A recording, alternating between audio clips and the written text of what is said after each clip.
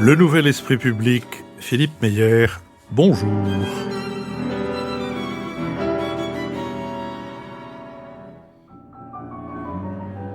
Bonjour, merci de nous avoir rejoints pour ce nouveau Nouvel Esprit Public, au cours duquel nous allons tenter d'éclairer certains aspects de l'actualité. Nous le ferons avec Nicolas Boevrez, essayiste et avocat, avec Antoine Fouché, essayiste et président de la société de conseil Quintet, avec Marc-Olivier Padis, directeur des études de la Fondation Terra Nova, et Michaela Wiegel, correspondante à Paris de la Frankfurter Allgemeine Zeitung. Merci à celles et ceux qui ont profité de la période printanière pour contribuer à notre fonctionnement. Si tout se passe comme le comptable le laisse entendre, nous serons toujours là l'année prochaine pour une 10e saison, à l'issue de laquelle il y aura, j'imagine, une gigantesque fête quelque part. Nous sommes partenaires de l'hebdomadaire Le 1, dont le dernier numéro a pour titre « Les hormones gouvernent-elles nos vies ?» Il est ainsi chapeauté: ces messagères chimiques s'activent à chaque seconde de l'hiver à l'automne et de l'aube au crépuscule. À elles toutes, discrètement, elles orchestrent une bonne partie des coulisses de nos existences, sommeil et digestion, croissance des os et tonus mental, humeurs et amour. Leur balai est si complexe, si finement huilé, que plus d'un siècle de recherche a à peine levé le voile sur cette chorégraphie silencieuse. Elle mérite assurément, dans ce numéro 600 du 1, un grand coup de projecteur. Mercredi, nous remettrons en ligne, ce sont les rediffusions des vacances, le premier des 4 enregistrements avec Thomas Patet, ancien élève de l'école du Louvre et auteur d'un mémoire sur l'anthropologie des chanteurs de cabaret qui fait revivre ce grand moment de liberté, de fantaisie et d'inventivité que furent les cabarets de la Libération jusqu'à peu près le milieu des années 70, puisque la Galerie 55 est le dernier à avoir fermé, c'était, je crois, en 1973. Toutes nos émissions font l'objet d'un compte-rendu analytique, d'un compendium, auquel vous pouvez vous abonner gratuitement. Vous le recevrez dans votre boîte aux lettres de courriel chaque mercredi. Commençons par le premier des 2 sujets que nous avons retenus, qui est la Zeitenwende allemande. En février 2022, après l'attaque russe en Ukraine, le chancelier social-démocrate de l'époque déclarait devant le Bundestag, je cite, « Février 2022 marquera un changement d'époque, Zeitenwende, dans l'histoire de notre continent. » Quelques mois plus tard, les députés adoptaient la création d'un fonds spécial de 100 milliards d'euros pour moderniser la Bundeswehr. Cette dynamique s'est poursuivie et même accentuée avec l'arrivée au pouvoir du chrétien-démocrate Friedrich Merz. En mars 2025, il a fait voter par le Bundestag l'exemption des dépenses sécuritaires du sacro frein à la dette. Puis en décembre, une loi sur la modernisation du service militaire. 35 ans après la réunification, le réarmement pourrait faire du pays une puissance d'équilibre dans un espace européen sous haute tension, affirme le géographe Boris Grésillon dans une tribune au Monde. Zeitenwende, donc d'abord militaire, puis budgétaire et maintenant sociale, avec le soutien du gouvernement allemand aux travaux d'une commission prônant une hausse progressive de l'âge légal de départ en retraite au-delà des 67 ans, indexé sur l'espérance de vie, dans un pays confronté au vieillissement démographique. Sur cette question, Antoine Fouché. Oui, merci Philippe. Je voudrais faire 3 remarques sur ce sujet-là. Une remarque sur le mot lui-même, sur le contenu, et puis peut-être sur ce que ça dit de la résilience actuelle de l'Allemagne. Sur le mot lui-même, on peut envier les Allemands, me semble-t-il, d'avoir un débat démocratique, médiatique, politique de cette qualité-là. Nous n'avons pas de débat en France sur le changement d'époque tel qu'il est posé en Allemagne. Et il faut bien je parle sous le contrôle de Michaela, mais il faut bien se rendre compte, Zeitenwende, c'est pas un mot que les Allemands emploient à tort et à travers une fois tous les 5 ans ou une fois tous les 10 ans. Ça désigne pas un changement de coalition, un nouveau chancelier. C'est le mot qu'on emploie pour désigner 1945, 1806, 1989. Donc les Zeitenwende, ça se produit 1 à 2 fois par siècle maximum. Et donc c'est un débat absolument structurant, y compris mais j'y reviendrai dans un instant, pour une partie de l'identité allemande elle-même, me semble-t-il. Et donc, c'est d'avoir cette capacité-là démocratique, d'avoir des débats de cette qualité-là et de cette profondeur-là, me semble-t-il, dit déjà quelque chose sur l'état de la démocratie allemande qui se porte pas si mal que ça. Le deuxième sujet, c'est sur le contenu lui-même de la Zeitenwende, parce que ça a été, vous l'avez rappelé, ça a été employé d'abord par Scholz 3 jours après l'invasion de l'Ukraine, en réunissant le Bundestag un dimanche qui était plein à craquer, et donc il y avait une espèce de solennité là-dedans, et ça visait la défense. Mais en fait, le changement d'époque, il est beaucoup plus profond et violent que ça pour les Allemands, parce qu'il y a quasiment tout à remettre en cause par rapport à leur modèle de développement depuis 1945 ou 1989. C'est-à-dire que c'est à la fois l'économique et le militaire. Ils avaient un modèle économique qui a fait leur succès, qui était un modèle de puissance industrielle exportatrice basé sur une énergie pas chère. Ils sont menacés dans leur capacité d'exportation et ils n'ont plus l'énergie pas chère, parce que la capacité d'exportation, ça venait de la Chine. Enfin, ça allait en Chine essentiellement ou en Asie. Une partie en Europe et l'autre partie en Chine, et l'énergie pas chère venait des Russes. Ils ont perdu les deux. Ils doivent maintenant importer du GNL qui est américain. Donc ça, la substitution s'est faite. Et la capacité d'exportation en Chine, elle est largement menacée. Une dernière note de Haut Commissariat au Plan qui porte sur toute l'Europe s'appelait « Comment faire face au rouleau compresseur chinois ?» Et les Allemands n'ont pas discuté le diagnostic qui était que 60% de la capacité industrielle allemande était menacée par la puissance industrielle chinoise. Et donc, ils font quand même quelque chose qui est, me semble-t-il, admirable dans la capacité d'adaptation. C'est qu'ils sont en train de discuter, c'est pas fait, etc. Mais ils changent leur fusil d'épaule, ils s'adaptent à cette nouvelle situation en assumant pour la première fois, il y a quelques semaines à Bruxelles, une préférence européenne. Avec quelque chose qui était inimaginable il y a encore 1 an de la part de l'Allemagne, parce que ils ont besoin de ces débouchés pour l'industrie allemande, mais ils ont alors, et c'est pas complètement fait, il y a encore des débats, c'est un débat entre grandes entreprises et Mittelstand, etc. Mais Merz a pris conscience que l'industrie allemande n'était plus une industrie dominante dans le monde et qu'elle devait aussi s'adapter, rattraper son retard technologique chinois, et donc investir dans la R&D, protéger son marché européen en partie, essayer de maintenir les meilleures relations possibles avec la Chine, mais en tout cas ne pas continuer comme avant, alors que le avant, ça a fait les 250 milliards de balance commerciale positive de l'Allemagne pendant une 20aine d'années. Ça, c'est sur la capacité d'adaptation économique. Le militaire, c'est pareil. C'est-à-dire que depuis 1945, quand même, la sécurité de l'Allemagne, elle repose sur les États-Unis. Ils ont privilégié aussi avec l'ost politique la discussion, le commerce avec la Russie pour essayer de faire en sorte que les choses se passent le mieux possible. Et là, me semble-t-il aussi, il y a double rupture, c'est-à-dire dans les discours, la Russie est désignée comme l'ennemi numéro 1 de l'Allemagne, et les Allemands assument de maintenant devoir construire la première armée conventionnelle d'Europe avec un budget militaire en 2030 qui sera exactement le double du budget militaire français, 153 milliards d'euros pour les Allemands. Nous, on est à 60. On a prévu de monter vers 70-80, mais dedans, il y a le nucléaire, les pensions de retraite. Et donc, en fait, le budget militaire allemand, il sera 2 à 3 fois supérieur au budget militaire français.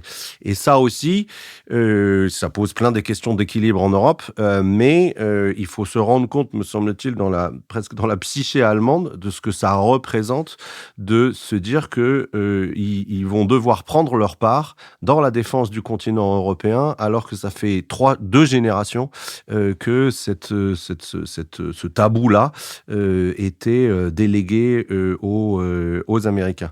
Et donc, je terminerai juste par une troisième remarque qui est: qu'est-ce que ça dit de l'Allemagne? Et là, on est plus dans l'interprétation, mais je trouve que c'est difficile de ne pas être admiratif des dernières décennies allemandes, qui prend 2 chocs historiques qui resteront dans les livres d'histoire, sans se diviser, sans éclater et sans risquer une guerre civile.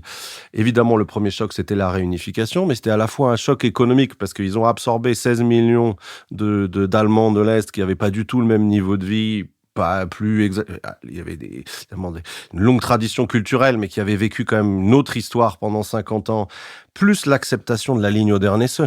C'est quand même quelque chose aucun autre pays enfin si, il y a la Pologne, mais c'est exactement le contraire de la Russie. C'est-à-dire, ils acceptent leur nouvelle entité politique, ils absorbent un choc de 16 millions de personnes qui n'ont pas du tout le même niveau de vie, et en 20 ans, ils redeviennent la première puissance économique d'Europe. Et aujourd'hui, ils prennent un choc d'une violence inouïe où c'est leur modèle économique, leur modèle de défense, et donc en fait une partie de leur identité qui est mise à mal à nouveau par l'histoire, et ils arrivent à organiser un débat démocratique, médiatique. On ne sait pas comment ils vont réussir sur quoi ça va déboucher, mais je trouve que la qualité du débat sur le contenu, sur la capacité d'absorption, la violence du choc, peut que rassurer, me semble-t-il, sur l'Allemagne, toujours comme facteur de stabilisation de l'Europe. Nicolas Bavrez. C'est vrai que cette Zeitenwende, elle s'explique par un changement complet, non seulement et une crise du modèle allemand, mais aussi de la position de l'Europe. Donc, comme il a été dit, le modèle allemand était fondé sur d'abord l'énergie russe à faible coût, les exportations vers la Chine, mais aussi vers les États-Unis. Et là, la guerre commerciale de Trump rebat fortement les cartes. Et puis les exportations vers la Chine. Donc tout ça n'existe plus. Là, il n'y a plus l'accès au gaz russe, qui a été d'ailleurs une énorme erreur stratégique de Madame Merkel, c'est évidemment terminé. L'Allemagne a un déficit maintenant de pratiquement 100 milliards d'euros dans son commerce extérieur avec la Chine. Et les États-Unis, qui étaient censés être le grand protecteur, sont devenus un prédateur et un risque. En tout cas, c'est plus un allié fiable. Et on a vu d'ailleurs que Trump cible par ailleurs explicitement l'Allemagne avec des retraits de troupes et également de matériel militaire, que ce soit des hélicoptères ou des avions de combat. La deuxième chose, on a parlé de stabilité, mais il faut jamais oublier que la France n'a pas de leçon à donner avec le RN, mais l'Allemagne est sous une très forte pression de l'AfD. Donc il n'y a plus de stabilité du modèle politique allemand. En tout cas, il est aujourd'hui surplombé. Et je rappelle que la première force politique dans les sondages aujourd'hui, c'est l'AfD, très largement. Et évidemment, la troisième rupture, c'est que, au-delà de ces facteurs propres à l'Allemagne, le monde européen, le paradigme européen, il s'est écroulé. Donc l'idée qu'on faisait la paix par le commerce et le droit, que la puissance n'existait pas, qu'on pouvait diviser le soft et le hard power, tout ça a éclaté depuis 2022. Donc on se retrouve avec une Europe qui certes a des atouts, mais qui est sous la menace existentielle de la Russie, qui est aujourd'hui attaquée directement par les États-Unis, qui étaient censés garantir sa sécurité, qui est vidée de sa substance économique par la Chine, qui subit aussi la pression d'Erdogan avec l'Empire ottoman, et qui est désigné par le Sud comme l'ennemi numéro un en tant que lieu des anciennes puissances coloniales. Donc, c'est effectivement un énorme changement. Contrairement à la France, c'est vrai que l'Allemagne a montré qu'elle était capable de bouger. Elle l'a montré avec l'agenda de 2010 de Gerhard Schröder. Il faut jamais oublier que le soi-disant, la période ou l'âge d'or de Madame Merkel, qui n'a pas fait grand-chose en réalité, la vérité, c'est que ce sont les réformes de Schröder qui ont fait l'ère Merkel, et que l'ère Merkel est calamiteuse sur le plan de l'énergie avec le nucléaire, sur l'immigration et sur la relation avec la Russie. Aujourd'hui, c'est vrai que les débuts de Friedrich Merz ont été extrêmement décevants, il faut le dire, et ce qui se joue en ce moment, c'est vraiment important, parce que si Merz échoue, il est clair, à mon avis, que l'AfD va arriver au pouvoir. Or, aujourd'hui, avec retard, mais il se passe quelque chose d'important, et sur 3 fronts qui ont été rappelés. Donc, d'abord, le front économique. D'emblée, il a été dit que la politique de réinvestissement très forte, puisque l'Allemagne va investir plus de 500 milliards d'euros et que maintenant elle lève de la dette à hauteur de 500 milliards par an. Et cet investissement, il est lié à la réforme de l'État-providence. Et ça, c'est un point majeur, c'est ce que les Français n'ont jamais réussi à faire. Et la preuve en est la réforme des retraites qui vient d'être proposée, qui est une réforme très puissante parce qu'on a premièrement l'ajustement automatique de l'âge de départ qui est de 67 ans et qui va augmenter avec l'allongement de la durée de la vie de manière automatique. Deuxièmement, convergence entre le secteur privé, les travailleurs indépendants et le secteur public, et la création d'un fonds de capitalisation obligatoire à hauteur de 2% des rémunérations. Le deuxième grand bloc, c'est évidemment tout ce qui se passe sur la défense et qui a été rappelé. Donc aujourd'hui, en 2026, le budget allemand, c'est 108 milliards d'euros. Celui de la France, il est de 57 milliards d'euros. Donc on est déjà dans un rapport de 1 à 2 et on va aller dans un rapport de 1 à 3. La question que ça pose, c'est qu'il y a deux questions. Premièrement, l'Allemagne réarme allemand puis américain. Et derrière l'abandon du SCAF, qui est quand même un problème majeur, en fait, il va y avoir l'achat du F-35, qui est quand même une manière de se mettre entièrement entre les mains des... C'est un système majeur où on est entièrement dans les mains des Américains, puisque je rappelle qu'un F-35 ne décolle pas sans le code source venant des États-Unis et que les plans de vol sont faits aux États-Unis. Il y a aussi l'achat des hélicoptères Chinook, des avions de surveillance maritime Poséidon. Et la deuxième question qui est posée, et ça sera, je pense que sera très intéressant d'avoir l'avis de Michaela, c'est que la capacité de l'Allemagne à reconstruire une armée moderne, c'est un peu comme la Chine, évidemment, avec des montants d'argent pareils, ça va finir par se faire. Mais est-ce que les Allemands sont prêts à se battre ? Ça, c'est une vraie question. On voit qu'aujourd'hui, c'est très difficile de trouver... il y a des postes qui sont ouverts, mais les jeunes Allemands ne veulent pas aller dans l'armée.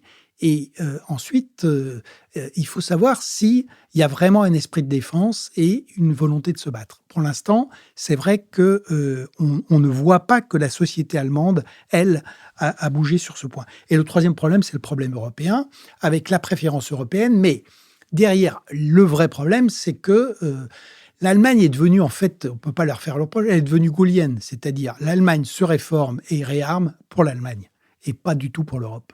Et la France, à cause de sa faiblesse, est complètement, et de ses problèmes financiers, est complètement hors jeu. Donc l'Allemagne passe aujourd'hui des accords avec l'Italie de Meloni en priorité pour faire bouger l'Europe sur l'industrie, sur les normes, sur l'immigration.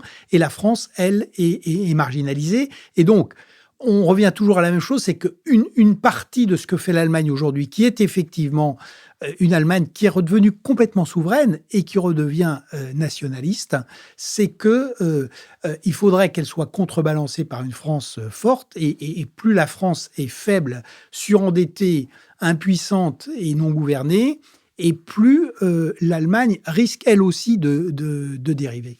Nous allons entendre en effet avec passion le point de vue de Michaela, mais je vais quand même donner la parole à Marc-Olivier Badis, car comme disait le vieux Corneille, le désir s'accroît quand les faits se reculent. Ouais. Marc-Olivier. En effet, Antoine et Nicolas ont bien parlé des déstabilisations des représentations allemandes. Moi, je pense qu'effectivement, ce qui est particulièrement puissant, c'est ce que disait Nicolas à propos de la remise en cause du paradigme européen, c'est-à-dire que les Allemands voyaient une espèce de convergence historique, naturelle, entre l'approfondissement de leur système démocratique, la stabilité internationale, la sécurité collective, le fait d'être une puissance commerciale pacifique et d'évoluer dans un univers qui allait de plus en plus vers l'échange pacifique entre des nations au sein d'un système international gouverné par la négociation, le dialogue, etc. Alors tout ça est remis en question et on comprend pourquoi c'est quand même difficile pour l'Allemagne de changer de représentation, alors que ce système leur a apporté aussi beaucoup de bénéfices et marchait très bien. Pour les Français, comme on avait cette représentation gaulienne, plus des rapports de puissance, que l'armée française était amenée à intervenir à l'extérieur, on avait une représentation un peu différente et où le retour des rapports de force plus brutaux correspondent, disons, sont moins exotiques pour nos représentations. Donc, on voit bien maintenant, il y a un changement de pied qui est quand même dans les discours. Alors, une continuité entre Scholz et Merz, ça c'est sûr. Bon, à chaque fois, on est en grande coalition, donc la continuité n'est pas si surprenante que ça, mais enfin, quand même, c'est important. Cela dit, toute la population ne suit pas. Il y a une partie de la population qui reste sur le paradigme pacifiste anti-américain, notamment dans l'électorat du SPD, qui est quand même très réticent vis-à-vis de ce virage. Et puis, beaucoup des électeurs de l'AfD ou du mouvement d'extrême gauche qui est un peu bizarre de Sarah Wagenknecht, qui est parfois pro-russe, ou en tout cas qui reste anti-américain et qui ne suit pas tout à fait ça. Je pense que la prise de conscience par rapport au lâchage américain, pour le dire brutalement, est quand même plus difficile parce qu'il y a cette crainte que les États-Unis sortent de l'OTAN. Dans ce cas-là, tout le système d'armement que Nicolas a rappelé va être remis en question, plus les bases américaines en Allemagne qui sont très importantes et qui ne concernent pas simplement l'espace européen, mais par exemple toutes les forces de projection américaines vers l'Afrique sont pilotées depuis des bases qui sont situées en Allemagne. Donc c'est tout un modèle de sécurité qui est remis en cause. Et moi, je rejoins un peu l'interrogation de Nicolas sur cette idée qui est annoncée d'avoir l'armée conventionnelle la plus puissante d'Europe. C'est-à-dire, on voit bien où sont les investissements et on voit bien la stratégie qui consiste à dire on va investir maintenant dans l'industrie militaire pour compenser les pertes que l'industrie allemande risque de subir du côté de l'automobile, la machine-outil qui ne peut plus exporter vers la Chine et où la concurrence chinoise est de plus en plus forte. Mais il ne suffit pas d'investir dans du matériel militaire pour avoir une armée opérationnelle et efficace. Et donc, effectivement, il y a une question sur la culture stratégique. Est-ce que au sein de la population, est-ce qu'il va y avoir les ressources humaines suffisantes? Est-ce que l'armée allemande va réussir à recruter? Qu'en est-il de la culture stratégique générale qui a été quand même imprégnée de l'idée l'idée pacifiste qu'il fallait changer les choses par le commerce, la diplomatie, ce qui était d'ailleurs une bonne chose, mais qui aujourd'hui est complètement remis en question. Donc, est-ce que l'industrie militaire peut prendre le relais de ce modèle? C'est pas tout à fait différent. Et de fait, on voit bien en France ou au Royaume-Uni, il y a une expérience de l'action militaire, de la présence militaire à l'extérieur que l'Allemagne n'a plus du tout. Et puis, quid de l'esprit européen? Est-ce qu'il y a une volonté de coopération, de coordination avec les acteurs européens? Moi, j'ai pas été tellement surpris par l'abandon du SCAF, parce que comme on dit, celui qui paye les musiciens choisit la musique. Donc il y a un moment où les Français qui n'ont plus la capacité d'investir ne peuvent pas commander aux Allemands leurs investissements. C'est normal que ces énormes sommes qui sont mobilisées soient dirigées vers des acteurs industriels allemands. Ce n'est pas vraiment surprenant. Donc il y a quand même beaucoup de points d'interrogation. Je pense que l'Allemagne est quand même loin d'avoir une armée opérationnelle et je pense que le débat dont Antoine a loué la qualité, je pense à juste titre, mais il n'a pas fini d'être mené en Allemagne. Il va y avoir encore pas mal de discussions et on verra. Je pense qu'en septembre, sans vouloir préempter les décisions sur les thèmes à traiter, mais le 6 septembre, il y a une élection régionale importante dans le Land de Saxe-Anhalt où l'AfD, donc le mouvement d'extrême droite, risque d'avoir pour la première fois une majorité au Parlement régional. Et ça, évidemment, c'est une élection qu'il faudra regarder de près. Michaela Wiegel. Oui, après ces trois brillants exposés de Antoine, Nicolas et Marc-Olivier, ça va être difficile de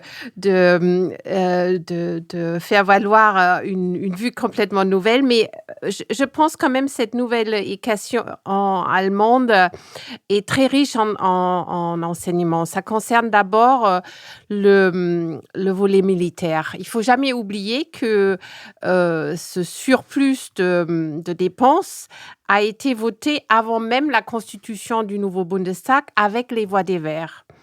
et ça montre qu'il y a une prise de conscience de la force qui est incarnée plus que toute autre force, le pacifisme allemand, les Verts, qui est quand même assez remarquable. Donc, sur ce point, je rejoins Antoine pour dire qu'il y a un débat démocratique très avancé sur la question militaire. Alors, ça ne veut bien sûr pas dire que tout le monde adhère, et ça veut pas dire non plus que tout le monde adhère aujourd'hui à la stratégie de défense, notamment cette annonce pour mobiliser en quelque sorte notamment la jeunesse et dire on aura un peu comme la meilleure équipe de foot, bon c'est déjà raté, la plus grande armée conventionnelle de l'Europe.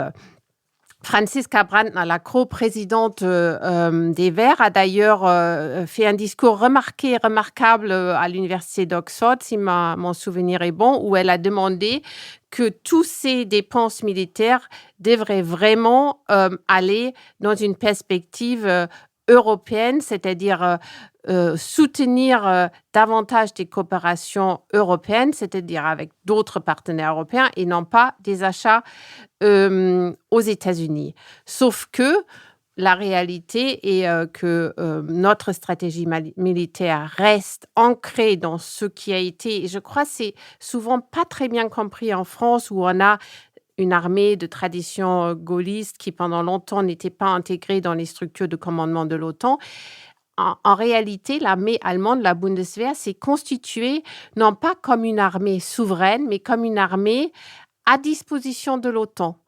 Et tous nos militaires de carrière ont été élevés dans cet esprit jusqu'à aujourd'hui. C'est-à-dire, on n'a jamais considéré que l'Allemagne devait se battre pour elle-même, mais toujours dans le cadre de l'OTAN. Et c'est pour ça, tous les procédures qui paraissent, d'un point de vue français, atrocement long, c'est-à-dire qu'il faut un mandat d'une organisation internationale ou l'ONU ou de l'Union européenne et qu'il faut un vote du Bundestag pour que cette armée mise entièrement à disposition de l'OTAN puisse intervenir. Tout cela découle de ces choix de base et c'est pour ça aussi qu'aujourd'hui, l'OTAN reste le cadre de préférence pour penser l'avenir et la défense. Alors, je vois, et je parle là avec un des plus fins connaisseurs de l'Allemagne aujourd'hui, l'ambassadeur français François Delattre, je vois effectivement que la nouvelle éducation d'Allemagne, elle est très différente de ce qu'elle était encore pendant l'ère Merkel. L'ère Merkel, je pense, c'était un peu l'ère du déni. C'est-à-dire, on a fait semblant qu'on ne voyait pas le déséquilibre structurel avec la France. On a fait semblant qu'on acceptait encore le partage des tâches. La France est la puissance militaire et nous, l'Allemagne, nous sommes la puissance économique financière. Aujourd'hui, on est sorti de ce déni et donc, tout d'abord, on pense en national. Donc, toutes les récentes décisions qui sont faites aux dépens des coopérations, notamment avec la France, c'est dans une perspective strictement nationale. La Bundeswehr va se doter de son propre réseau de satellites pour avoir un propre réseau de renseignement et sort du projet, sort pas officiellement, on reste donateur du projet européen Iris Carré en français, mais on aura notre propre réseau qui sera organisé à notre manière. C'est pareil sur désormais le fameux Combat Cloud, donc ce réseau digital en quelque sorte pour soutenir l'action au combat. En sortant du SCAF, et c'est une décision très récente, le gouvernement allemand a demandé à une des grandes entreprises Helsing allemand de créer ce cloud. Donc, on voit qu'après l'avion, il y a tous les autres projets aussi qui sont en train d'être mis en veille. Et donc, une perspective très nationale. Et numéro 2, un lien transatlantique quand même toujours réaffirmé. Et malgré toutes les malgré toutes les objections venant de Washington, les insultes, les barrières tarifaires et autres qui sont érigées côté américain, ce lien est toujours privilégié. Et d'ailleurs, il y a eu un acte, je ne sais pas si c'était remarqué en France, moi je trouvais ça assez symbolique de cette pensée. Le chancelier Merz à Évian a donné comme cadeau au président Trump un tricot, le maillot de l'équipe allemande de football. Alors, c'est doublement bizarre. Trump joue décidément pas dans l'équipe allemande. Pourquoi on doit lui donner un maillot de notre équipe nationale? Et maintenant que l'Allemagne est sortie déjà de la Coupe du Monde, on peut se dire, est-ce que c'était pour l'emballer dans un mouvement de losers? J'irai pas plus loin.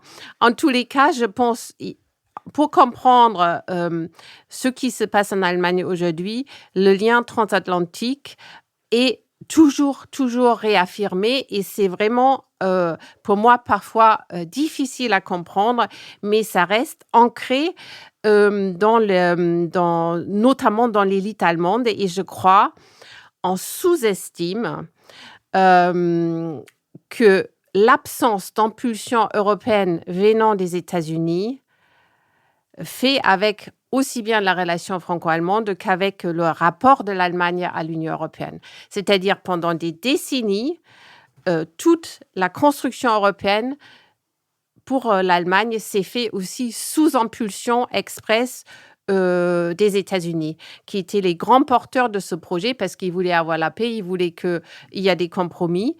Et maintenant, c'est une absence, voire parfois même une velléité de destruction. Et je pense que ça a un effet très perturbateur sur les élites allemandes.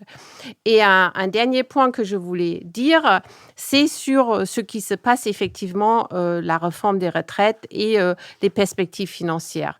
Je pense malheureusement que la relation franco-allemande, elle est désormais presque on ne peut plus la rattraper vis-à-vis de l'équilibre qui est arrivé au niveau financier, et que le fait que l'Allemagne arrive à se mettre d'accord entre la SPD et la CDU sur une réforme de la retraite qui demande, Nicolas l'a très bien dit, une introduction de la capitalisation, une prise en compte de l'espérance de vie, et qu'on va au-delà de 67 ans, je ne vois pas comment cet écart peut être comblé, même après une élection présidentielle française. Je vous remercie. Je vous propose de passer au deuxième sujet que nous avons retenu et intitulé « Pourquoi la guerre ne paie-t-elle plus ?» Dans un conflit asymétrique, le fort perd en ne gagnant pas, tandis que le faible gagne en ne perdant pas. La République d'Iran sort donc vainqueur, les États-Unis et Israël perdants. De même, la Russie de Vladimir Poutine se trouve dans une impasse stratégique et éprouve les limites de la force militaire quand elle est mal employée. En Ukraine, les forces russes ont perdu du terrain en mai pour le deuxième mois de suite, d'après les analyses de l'Institute for the Study of War, un groupe de réflexion américain. Même les zélateurs du régime reconnaissent qu'il est peu probable que Moscou parvienne à percer les lignes. Vladimir Poutine a dû admettre le 28 juin de réels problèmes comme la pénurie de carburant, et on estime que les 2/3 des Russes sont désormais favorables à des négociations de paix. La guerre d'Iran et celle d'Ukraine témoignent des défis rencontrés par l'assaillant en ce XXIe siècle, à l'heure des drones et du combat asymétrique ultra connecté. Malgré une supériorité aérienne et une puissance de feu sans rival, États-Unis et Russie peinent à faire capituler leur adversaire. Ces enseignements sont scrutés à Taipei comme à Pékin. La Chine pourrait en déduire que décidément l'aventurisme militaire ne paie pas face à un adversaire déterminé qui joue à domicile. Cela pourrait l'encourager à poursuivre sa patiente stratégie de strangulation de l'île démocratique plutôt que de lancer une invasion militaire risquée. Sur cette question, Nicolas Bavrez. Alors d'abord, je voudrais rassurer les auditeurs du Nouvel Esprit Public. Il n'y a pas de lien dans notre esprit de causalité entre l'Allemagne et la guerre. C'est important de le rappeler, mais la volonté, au contraire, de terminer cette année sur des thèmes internationaux qui sont particulièrement importants. Donc, ce siècle, ce fameux 21e siècle, c'est bien celui de l'histoire universelle, mais il est tout sauf pacifique et stable. On avait cru au début que ce serait le siècle de Locke, de la société civile, de la paix perpétuelle de Kant, du libre-échange de Ricardo et de la démocratie de Tocqueville. Et en fait, depuis les années 2010, nous avons basculé dans le monde de Hobbes, du Léviathan, List, le protectionnisme, Nietzsche, les surhommes et la volonté de puissance, et Max Weber, la guerre inexpiable des dieux. Donc on est dans un système maintenant où la paix est devenue impossible et la guerre omniprésente. Il n'y a jamais eu autant de guerres dans le monde depuis 1945. Aujourd'hui, la part du PIB mondial consacrée à l'armement, c'est 2% du PIB. C'était 1,5% en 2022. Et surtout, la guerre est non seulement de plus en plus présente, mais elle est de plus en plus extrême. D'abord parce qu'il y a une libération de la violence et parce que ce sont des conflits de nature existentielle qui visent à l'anéantissement de l'adversaire. C'est ce qu'on a vu, ce qu'on voit en Ukraine, ce qu'on a vu à Gaza, ou ce qu'on a vu aussi en partie, en tout cas dans la volonté, en Iran. Et ça explique pourquoi ces conflits sont très difficiles à terminer, parce qu'ils sont existentiels, et on retombe sur la fameuse formule de Machiavel, on commence la guerre quand on veut, on la termine quand on peut.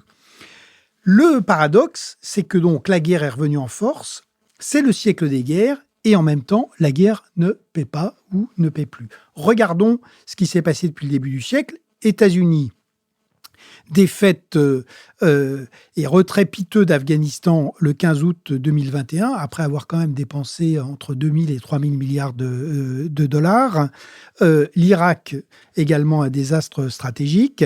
Et une guerre totalement manquée de Donald Trump en Iran, puisque aucun début de guerre n'a été atteint, ni changement de régime, ni contrôle du nucléaire, ni contrôle du balistique, ni assèchement du financement des proxys, mais qu'on s'est aperçu que le vrai enjeu, c'est le contrôle d'Ormuz, et pour l'instant, le contrôle d'Ormuz, c'est un avantage à Téhéran.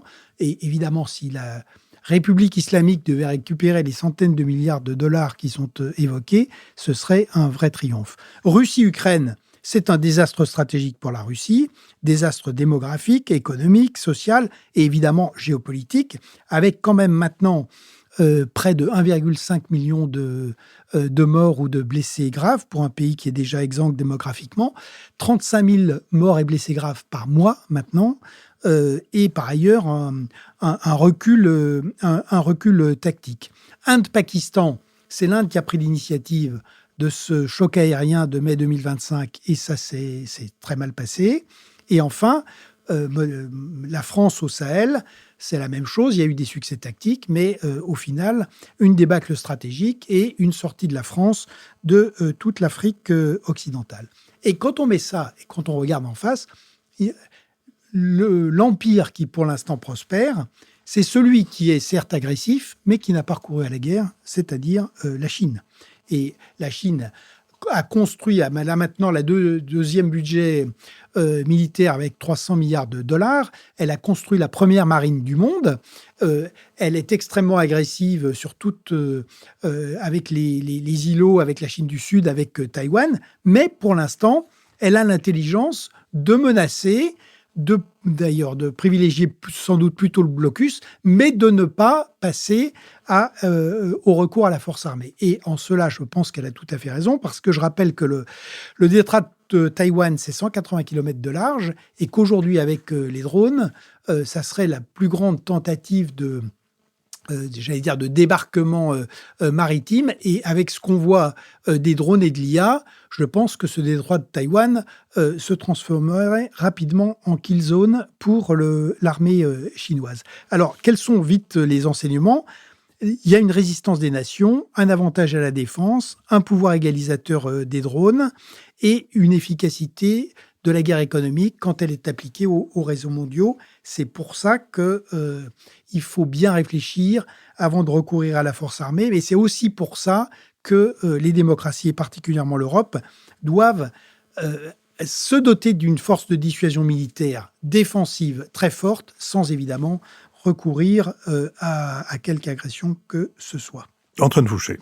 Oui, merci Philippe. Je voudrais juste rapidement, dans le prolongement de ce qu'a dit Nicolas, insister sur un seul point, qui est que le point commun de tous les conflits qui ont été évoqués, me semble-t-il, c'est l'illusion de la technique et de la force par rapport à la culture et à l'histoire. Et de ce point de vue-là, la guerre ne paye plus, on pourrait dire, parce qu'on oublie, ou les agresseurs en tout cas d'aujourd'hui, oublient que la guerre c'est avant tout politique, avant d'être technique. Très rapidement sur l'Ukraine, c'est un désastre stratégique comme l'a dit Nicolas. Est-ce que c'est facile de le dire après, mais est-ce qu'on ne pouvait pas en partie l'anticiper ou plutôt est-ce que le lancement de l'agression n'est pas dû à une erreur d'analyse historique des tendances de fond de ce qui se passait en Ukraine? Il y en a deux. C'est les Ukrainiens allaient, comme à d'autres moments dans l'histoire, d'autres peuples en Europe, une partie en tout cas, se jeter dans les bras des Russes. Non, pas du tout. Ils étaient en train d'être occidentalisés et ils ne voulaient pas réappartenir à la sphère d'influence russe, donc première erreur d'analyse.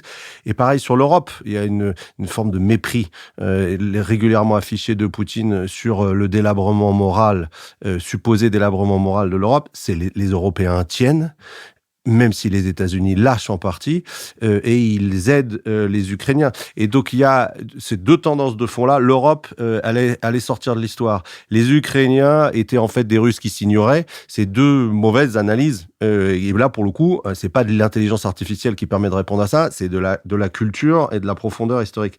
Pareil sur les États-Unis et l'Iran. En fait, avec leur intelligence artificielle, leur technique, etc., ils gagnent des batailles, mais pas la guerre. Parce que les Iraniens et Bernard Ourcade l'a rappelé récemment ici, mais qui ont une histoire juste 10 fois plus longue que celle des Américains, avec une profondeur stratégique de réflexion 10 fois plus longue que celle des Américains.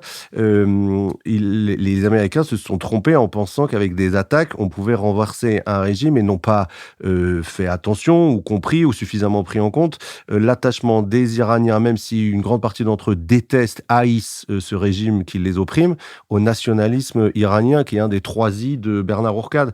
Et donc d'être agressé de l'extérieur comme ça crée aussi un mouvement derrière le pouvoir contre les Américains.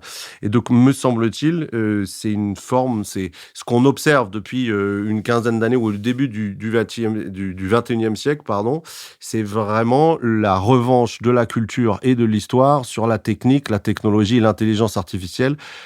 Ça a beau faire des choses extraordinaires, l'intelligence artificielle, ça permettra toujours de gagner des batailles, peut-être jamais des guerres, parce que la guerre, c'est d'abord politique, c'est-à-dire historique et culturelle. Michaela Wiegel. Oui, je ferai quand même une distinction fondamentale entre la guerre en Ukraine et la guerre que les États-Unis et Israël ont menée en Iran. Je pense, pour parler d'abord du deuxième exemple, que la force politique de Donald Trump, c'est de tenter toujours l'impossible. C'est vraiment sa recette comme populiste qui peut avoir du succès. Il a réussi à faire cela au Venezuela, où il a débarrassé effectivement le pays d'un leader détesté et détestable avec une opération militaire, alors que tout le monde disait que c'était pas possible. Bon, c'était négocié politiquement aussi avec le numéro 2 du régime. Et je pense qu'il a tenté l'impossible en Iran. Effectivement, sous l'influence de Benjamin Netanyahou, il a essayé de faire une guerre à 0 mort côté américain, avec toute la puissance américaine dans les airs. Et il a montré pour les générations futures, pour les stratèges, que la maîtrise de l'air et même de la mer ne suffit pas s'il n'y a pas force d'occupation. Et il a renoncé à l'occupation puisque l'Iran est trop grand. Et c'est cela qui a donné le résultat qu'on a tous vu avec un non-retour à la position intérieure de la guerre. Et par exemple, pour le passage d'Ormuz, on s'oriente vers un régime de péage, alors que avant ce passage était libre. Tous les autres aspects, on en a déjà parlé. La guerre en Ukraine est quand même, quand on regarde l'art de la guerre, une guerre à l'ancienne, avec des chars, avec des tranchées. On est plus du tout dans la supériorité technologique. On est dans l'usure de l'homme, de la masse humaine qu'on puisse mettre. Et d'ailleurs, il y a des enroulements de force, notamment côté russe, qui captent d'autres pays, la Corée du Nord, d'autres partenaires qui envoient leurs soldats mourir pour cela. Donc je crois, ce qui est fascinant, c'est la guerre à l'ancienne comme la guerre technologique ne réussissent pas à changer jusque-là, en tous les cas, la situation internationale. Je crois que c'est ça l'enseignement qui vraiment qui nous perturbe. Marc-Olivier Padis. Oui, je repartirais de cette idée assez commune chez les théoriciens de la guerre que l'art supérieur de la stratégie consiste à contraindre son adversaire sans avoir à recourir à la force. C'est ce que Nicolas a dit. Pour le moment, c'est ce que la Chine fait, mais peut-être qu'à un moment, elle voudra recourir à la force et à ce moment-là, ça deviendra plus compliqué. Et la réciproque de cette thèse, c'est que l'usage de la force sans parvenir à contraindre l'adversaire est un échec majeur. Cependant, par rapport aux exemples qu'a donné Nicolas, moi je ferai une différence tout de même entre la situation qu'on vit aujourd'hui, ce qu'on observe en Ukraine et en Iran, et les échecs précédents des États-Unis en Afghanistan et en Irak, parce que là, c'était des échecs du nation building.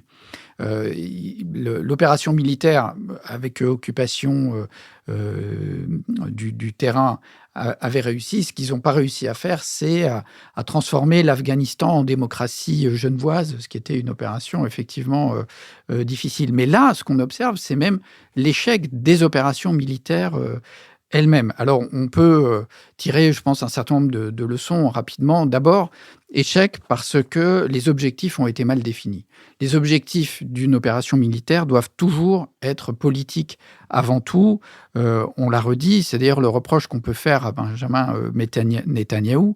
L'objectif d'Israël à Gaza n'est pas clair, ou alors il est inavouable, mais il est probablement en grande partie inatteignable, en tout cas si on restait, ce qui est déjà plus vraiment le cas, dans le cadre du droit international ou même du droit de la guerre. Les objectifs de la Russie en Ukraine étaient complètement irréalistes et mal définis, Antoine l'a rappelé. Et les objectifs des États-Unis vis-à-vis de l'Iran, pareil, n'ont pas été bien définis. Et l'idée qu'il faut refaire un accord avec l'Iran, alors ce qui est l'idée complètement absurde de Trump, qui est, pour des raisons de base politique, de remettre en cause l'accord obtenu par Obama, et il va arriver à un résultat très inférieur à ce qui avait été obtenu par la négociation. Deuxièmement, donc, après les objectifs politiques, l'inadaptation des moyens. Donc ça, Michaela l'a dit, essayer de faire un changement de régime par des bombardements aériens, la démonstration est faite, ça ne marche pas. Inadaptation des moyens aussi, parce que aussi bien les États-Unis que la Russie ont procédé à des purges importantes au sein de l'armée qui ont désorganisé les capacités militaires. Le ministre maintenant de la guerre américain fait des purges absurdes, complètement idéologiques au sein de sa propre armée qui désorganise probablement les choses. Et puis une adaptation des moyens aussi parce que les États-Unis n'ont pas compris à quel point les drones changeaient l'art de la guerre. Et troisièmement, très rapidement, la dernière leçon à tirer, c'est l'impasse du sentiment de supériorité qui est cultivé par les dirigeants qui se lancent dans ces opérations. On sait que Trump se considère comme le président américain le plus puissant de l'histoire et même de l'histoire universelle. Il y a des effets de cour autour de lui qui flattent son narcissisme et donc tout ça conduit à de la présomption. L'affaire vénézuélienne, en plus, a renforcé Trump dans l'idée que c'était facile d'intervenir.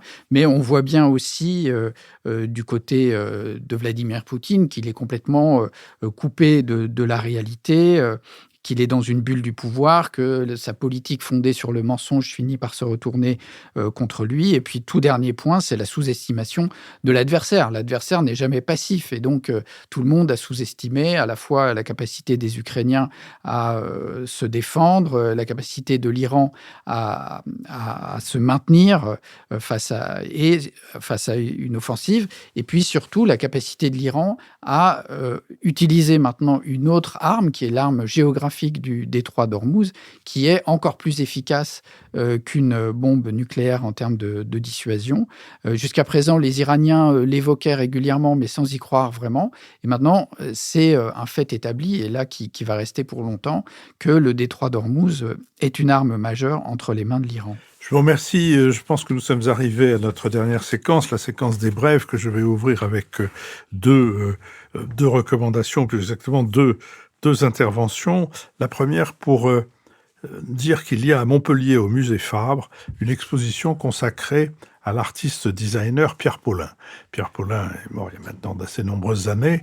C'était un artiste majeur dont les meubles sont extrêmement intéressant. Je dirais qu'après Charles Sims, il y a Pierre Paulin. Seulement, Pierre Paulin avait accepté une commande du président Pompidou, à l'époque président de la République.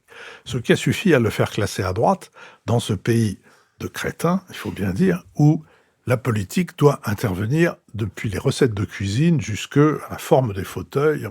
Donc, par exemple, le projet que Pierre Paulin avait fait pour la cour du Palais Royal, celle où il y a les colonnes de Buren, il a été à peine discuté. Ce n'est pas question que sous Mitterrand, on fasse appel à un artiste de droite, encore que Mitterrand utilisait un des bureaux qui avait été dessiné par Pierre Paulin. Bref, c'est le moment, c'est l'occasion. Le musée Fabre a 1000 qualités, c'est un remarquable musée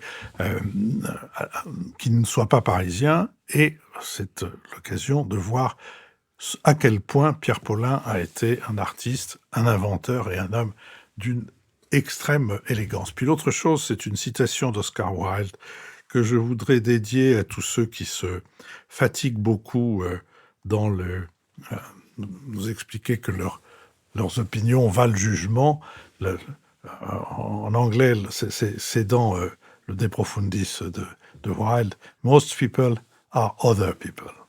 Their thoughts are someone else's opinions. Their lives a mimicry. Their patience a quotation. La plupart des gens ne sont que le reflet des autres. Leurs pensées ne sont que les opinions d'autrui. Leur vie, une imitation. Leur passion, une citation. C'est un passage d'Oscar Wilde que je dois à la lecture de Simon Leys. Marc-Olivier Padis.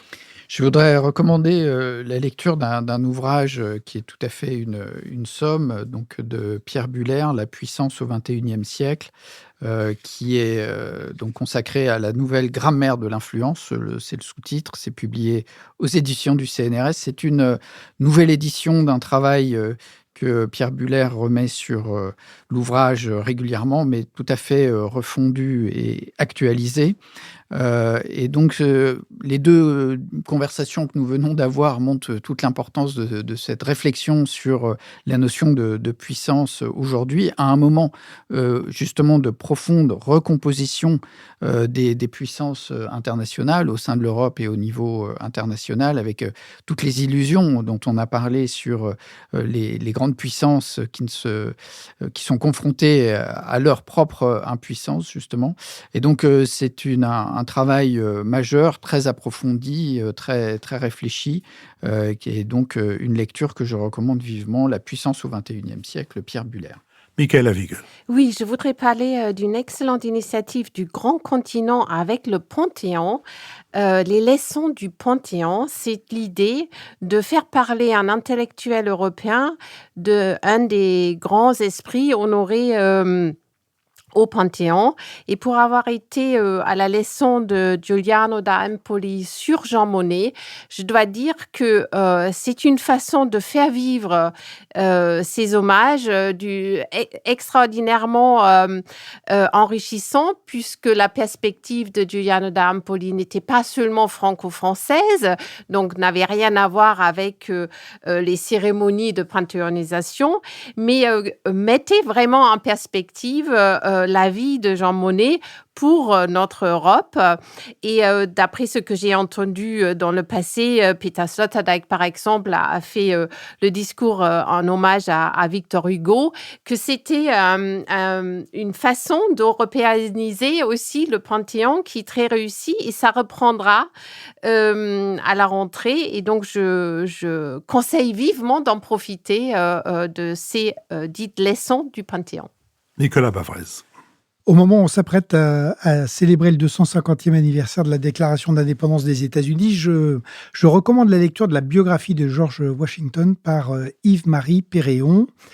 Dans l'oraison funèbre qui a été prononcée pour lui en 1800, on avait dit « le premier dans la guerre, le premier dans la paix et le premier dans le cœur de ses concitoyens ». Mais surtout, au moment où on va avoir ces célébrations, George Washington a décidé, alors que beaucoup de gens voulaient qu'il fasse un troisième mandat, il a décidé de se retirer dans sa propriété de Mount Vernon en 1796, et il a rédigé une adresse d'adieu à ses concitoyens. Et il leur donnait 4 conseils: préserver l'unité des États-Unis, refuser l'esprit de parti, respecter la Constitution, se tenir à distance des conflits qui déchiraient l'Europe, aujourd'hui le monde. Donc, on ne peut pas mieux, je pense, que cette adresse d'adieu dit tout de la corruption de la démocratie américaine par Donald Trump. Et la deuxième chose, je voudrais rendre hommage à Yves Lacoste, qui a inventé la géopolitique en France. Il est mort, il nous a quittés le 20 juin 2026. C'est lui qui a, j'allais dire, inventé la géopolitique, réhabilité la cartographie, et il a fait scandale avec un livre dont, d'une certaine manière, qui surplombait cette émission, puisque son livre, c'était « La géographie, ça sert d'abord à faire la guerre ». Et ce livre qui a fait scandale et qui lui a valu d'être critiqué énormément par tous les géographes, je pense que ce qui s'est passé à Ormuz est la meilleure des démonstrations de la justesse des vues d'Yves Lacoste. Antoine Fouché. Oui, l'été, c'est souvent le moment où on a un peu plus de temps pour voyager, cuisiner, marcher, et donc écouter des podcasts sur plusieurs épisodes et de nombreux épisodes. Et donc, je voudrais recommander celui de Pierre Judet de Lacombe sur Quand les dieux rôdaient sur la terre. Alors, Béatrice Gibelin en avait parlé, j'ai vu il y a 2-3 ans, mais je me permets d'en reparler parce que je trouve que Pierre Judet de Lacombe arrive, il y a plus de 100 épisodes, hein, mais il arrive à rendre presque les mythes grecs et les dieux et les héros grecs présents sans anachronisme. Il nous parle de nous, de nos passions vraiment contemporaines, avec une manière de raconter ces histoires-là absolument extraordinaires. C'est entrecoupé souvent de chansons contemporaines qui sont très bien choisies et en fait qui résonnent avec nos origines grecques depuis 2500 ans. Et je recommande particulièrement dans tous ces épisodes les 3 épisodes qui sont consacrés à Antigone et toutes les épisodes où il raconte les comédies d'Aristophane. Non seulement on apprend beaucoup de choses sur la nature humaine et donc sur soi, et en plus on rigole. Je vous remercie beaucoup. Toutes les références seront évidemment sur notre site et aussi dans notre compendium. Je voudrais donc vous annoncer que la saison des thématiques puis des rediffusions commence. En ce qui concerne les thématiques, la prochaine, dimanche prochain, sera consacrée, il en est beaucoup question de cet éminent personnage historique, le général de Gaulle, à l'occasion de la sortie des 2 films qu'on essaye de retracer son histoire et dont, j'ai dit en ce qui me concerne, qu'il m'avait frappé par la capacité d'Antonin Baudry, le réalisateur, et par la capacité des acteurs à incarner la solitude. Et cette espèce de, ce qu'on appellera ça la folie si on veut, mais cette capacité à sortir de toutes les raisons qui sont dictées par l'extérieur pour se lancer dans une entreprise dont on est sûr que c'est celle dans laquelle il faut se lancer, peu importe les moyens qu'on a et qu'on y arrivera. Donc, ce sera avec Julian Jackson, l'excellent biographe de De Gaulle, avec qui nous avions déjà fait une émission sur De Gaulle et une autre sur Pétain, sur le procès de Pétain. Cette fois-ci, ce sera consacré, à partir du livre que Julian Jackson a co-signé, à De Gaulle et le monde, s'appelle le livre. C'est en réalité De Gaulle vu à travers les caricatures de la presse internationale, qu'elles sortent depuis... Beaucoup d'entre elles sont totalement inattendues, notamment dans tous les pays asiatiques et même d'Extrême-Orient. Une quantité considérable, la présence, l'importance et la manière dont le général était représenté. Après cette émission thématique, l'émission thématique suivante sera consacrée aux villes moyennes, plus précisément aux villes sous-préfectures. De quoi ont-elles besoin? C'est le président du mouvement des villes sous-préfectures que nous avons interrogé. De quoi ont-elles à se louer? De quoi ont-elles à ne pas se louer?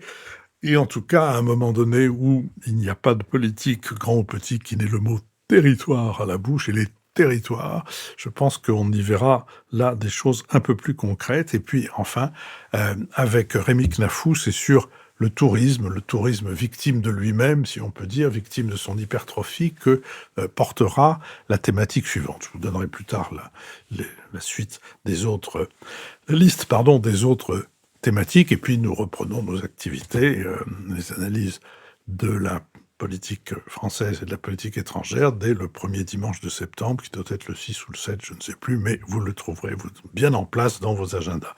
Je remercie Sophie Jacquin, avec qui cette émission a été préparée. Je remercie Benoît Carré, qui va en assurer le compendium, le compte-rendu analytique. Je remercie Nicolas Tourneau, qui veille au site, et Olivier Magloire, qui veille à toutes les questions qui se posent autour des plateformes de financement. Je remercie Flavien Cagnard, qui a assuré l'enregistrement de beaucoup de ces conversations et qui quitte le studio, l'arrière-boutique, parce qu'il est en fin de période d'alternance, voilà exactement le mot, et qu'il est à la recherche d'une autre période d'alternance. C'est donc une bonne raison pour nous de le recommander, puisque ça fait à peu près 6 mois qu'il nous accompagne et qu'il nous enregistre. Et donc, je remercie le studio d'arrière-boutique et je remercie Julien Neuville et Nouvelles Écoutes qui nous produit. Je vous donne rendez-vous mercredi pour le prochain BADA et dimanche prochain pour notre prochain enregistrement, la thématique sur le général de Gaulle vu à travers les caricatures de la presse étrangère avec Julian Jackson. Merci.